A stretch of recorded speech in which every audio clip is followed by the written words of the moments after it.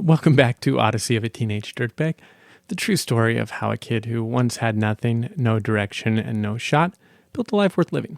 If you're new here, I'm glad you found us. If you like what you hear, I encourage you to go back and check out this story from the very first episode. This podcast is about what it really takes to climb out from rock bottom and why that's always possible. I'm your host, Michael. Let's get into it. This is episode 9, Card Towers. I never really considered owning my own business until I was suddenly doing it. It wasn't a dream I had for myself, but rather it was just a means to an end. I needed to earn a living somehow, and no one would hire me otherwise due to the economy and my criminal record. I think it was in the movie Field of Dreams where the ethereal ghost's voice said to the farmer, "If you build it, they will come." And that was sort of how my business worked for me. I just handed out some door flyers and the calls started rolling in. I would set up appointments to give a quote based on my own time estimates and with some consideration for relative prices of my competition locally. And then I just started taking jobs. Little by little, my reputation grew and I didn't need to hand out door flyers anymore. I went from just aerating lawns and doing simple mow and blows to more complicated jobs like paver patio installations and large fencing projects. My acumen grew and my confidence with it. But, running a business is hard. And so to all the folks out there reading this or listening along who had the pleasure or misfortune of ever being my customer, I'm sorry. I was still working out the kinks, and I never managed to get it right all of the time. It was also really hard to start and run a business when you're poor. I had no working capital, no business experience, and no access to credit due to a horrible credit score. I'm not making excuses for myself, but these were the challenges. I also had no access to business banking services because I previously had a bank account closed within the last 3 years. And so I was in check systems and couldn't open one, even on the business side. So it was really hard to live one day at a time, keeping my cash in my pocket and trying to manage all the jobs. I had customers who wanted me to cover the costs of installations and then pay when the work was done, but sometimes they wouldn't pay or they'd pay late and others not at all. And all the time I would be wondering when the next money would come to fill my gas tank or pay the help I hired that day.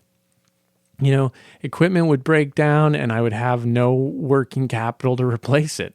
So I would buy cheap, ineffective equipment as like a stopgap with the money that I had in my pocket, but that would just make jobs take longer because it was less effective equipment and my payouts would be smaller.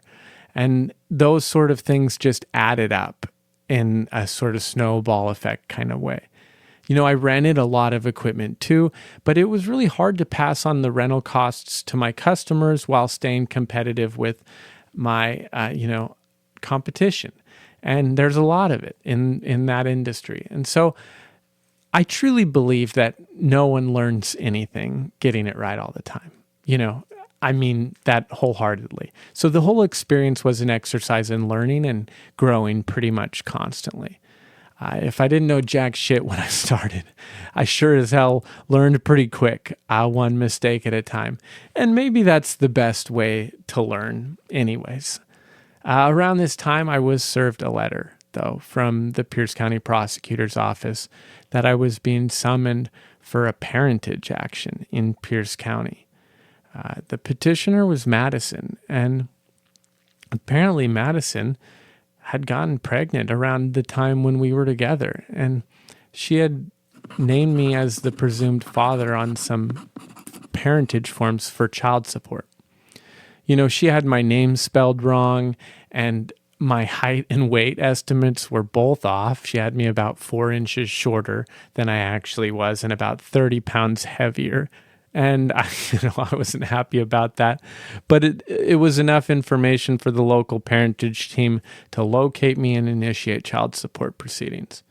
Later, Madison said she didn't even want to put my name down at all and had tried to not have me know about this child at all. But apparently the local division of child support had coerced her with the threat that they were going to start billing her for the support she had used when she was pregnant if she didn't give up my name instead so that they could go after me. You know, altruism, right? So I appeared in court in Pierce County and requested genetic testing, and they sent me down to this small clinic across the street where I was swabbed in the cheek. And a few weeks later, the genetic test results were back, and I had a new court date for determination of the amount of child support I would be paying. I was the father, like Maury Povich. I felt sort of gutted though. Caitlin was outraged at this situation. Our son was like only 6 months old, and I don't think she felt like she was allowed to be mad at me for something that happened before we met, But at the same time, I think she resented me that it had even happened at all. And I mean, our marriage was already on the rocks. We hadn't fared well after I lost my job. And it didn't get any better after my uncle died. We were poor, and that just made all of the normal challenges that much harder. Caitlin continued to grow distant week over week, and sometimes it felt like I was sleeping in a bed next to a stranger. I tried to establish contact with my newly discovered daughter, Ellie. Initially, I had some success in meeting with Madison and initiating some visitation, but I wasn't really handling the reveal well, and I got in a few spats with Madison during pickups and drop-offs. Really, I resented Madison for not including me in Ellie's birth or even her early life, and for me even having to find out about her through a child support letter and not a text message. I was angry, and I hadn't totally figured out how to resolve it. So we would just bicker about the stupidest little things and have these little spats. And eventually Madison just stopped engaging with me for a visitation with Ellie, and our contact fell off altogether.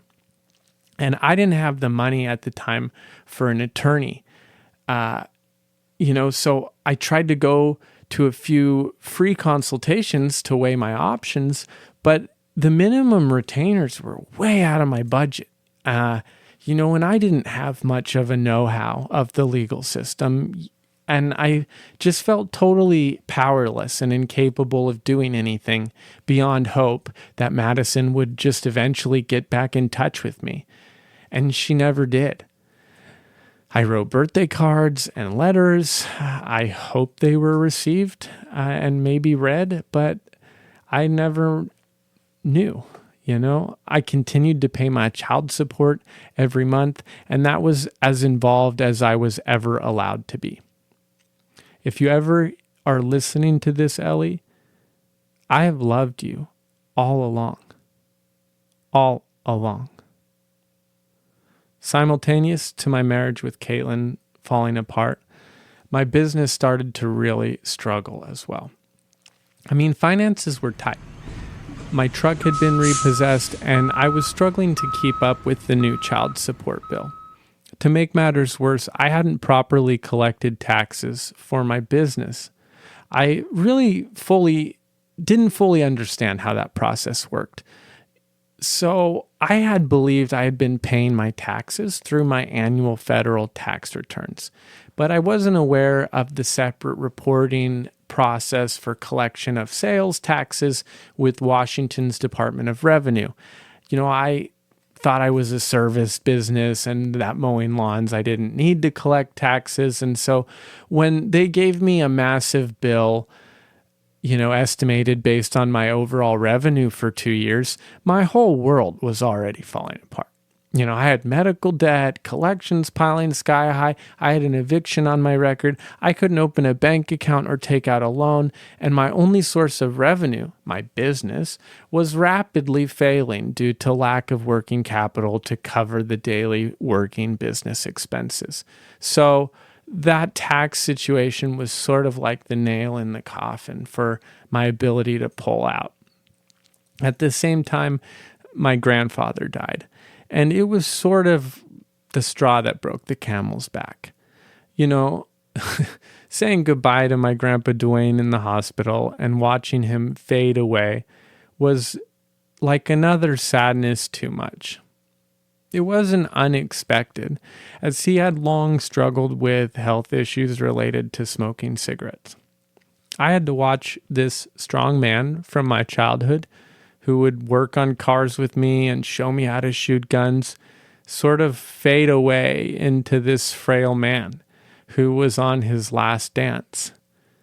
It was his final exit from the world, and I was just a spectator. He was dying of heart failure from COPD and chronic emphysema. While he was unconscious and connected to machinery helping him breathe, I laid beside him in his hospital bed and said my goodbyes. On my way home from the hospital, I played the Cold Mountain soundtrack because the music was like Appalachian sounding and reminded me of my grandfather. I think I cried most of the drive. You know, my wife, she was sitting beside me in silence. And after a few songs, she asked that I turn the music off because my crying was bothering her. She said she didn't see the point in intentionally playing music that was making me sad. And that in that moment, you know, God, I was just like stricken with grief. And I realized just in her demeanor and in her coldness that the love she once had for me was gone. The light had gone out. You know, we'd been fighting for some time, and I'd even asked her to try marriage counseling with me.